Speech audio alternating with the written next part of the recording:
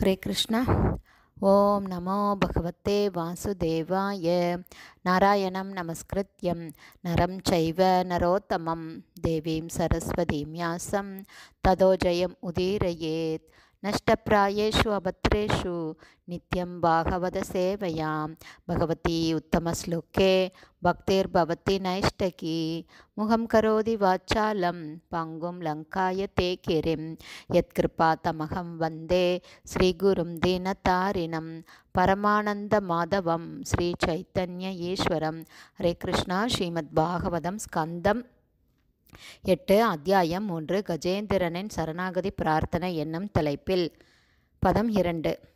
ஸ்ரீ கஜேந்திர உவாச்ச. ஓம் நமோ பகவதே தஸ்மை யத ஏதச்சித் ஆத்மகம் புருஷாயாதி பீஜாய பிரேயிஷாய அபிதீமகி. Word by word meaning. Shri Gajendra உவாச்ச. யானைகளின் அரசனான கஜேந்திரன் கூறியது: ஓம் எம்பெருமானே நம. எனது பணிவான வணக்கங்களை நான் சமர்ப்பிக்கிறேன்.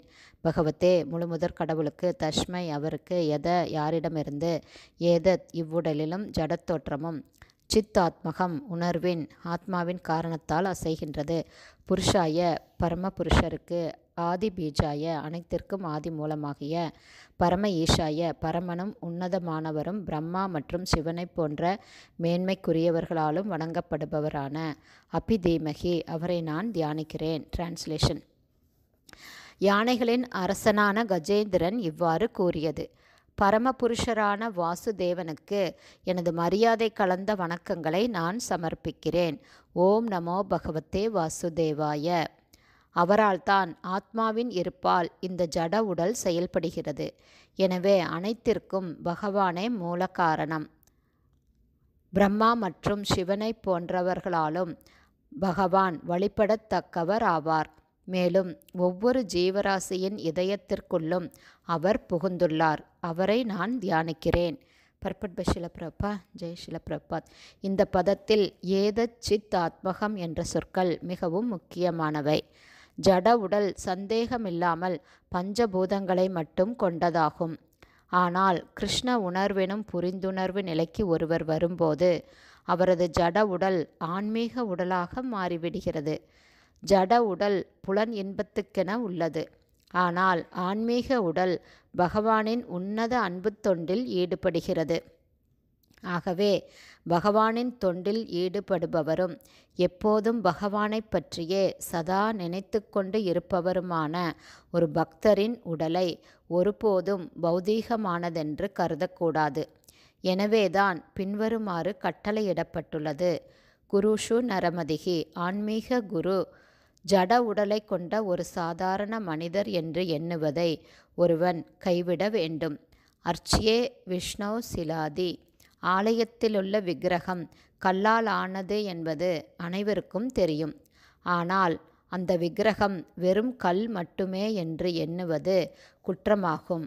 அதுபோலவே ஆன்மீக குருவின் உடல் ஜடப்பொருள்களால் ஆனது என்று எண்ணுவது குற்றமாகும். ஒரு கற்சிலையை கடவுளாகவும் சாதாரண ஒரு மனிதனை ஆன்மீக குருவாகவும் பக்தர்கள் முட்டாள்தனமாக வழிபடுகிறார்கள் என்று நாஸ்திகர்கள் நினைக்கின்றனர். ஆனால் பகவான் ஸ்ரீ கிருஷ்ணருடைய சர்வ வல்லமையுள்ள கருணையால் கற்சிலை எனப்படும் விக்கிரகம் நேரடியாக முழுமுதற் கடவுளாகவும், ஆன்மீக குருவின் உடல் நேரடியாக ஆன்மீகமயமாகவும் ஆன்மீகமானதாகவும் மாறுகின்றது என்பதே பூரணமான உண்மை ஆகும். கலப்படமற்ற பக்தி தொண்டில் ஈடுபட்டுள்ள தூய பக்தரொருவர் உன்னதமான மிக உயர்ந்த படித்தரத்தில் இருக்கிறார் என்பதை நாம் புரிந்து கொள்ள வேண்டும்.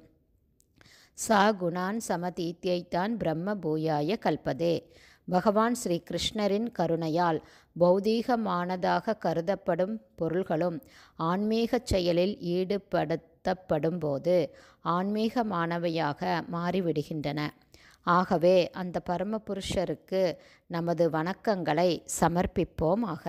ஹரே கிருஷ்ணா. ஸ்ரீமத் பாகவதம் ஸ்கந்தம் 8 அத்தியாயம் 1 கஜேந்திரனின் சரணாகதி பிரார்த்தனை என்னும் தலைப்பில் பதம் 2 ஸ்ரீல பக்திவேதாந்த சுவாமி பிரபுபாதாவின் விளக்க உரை அடுத்த ஆடியோவிலும் தொடரும்.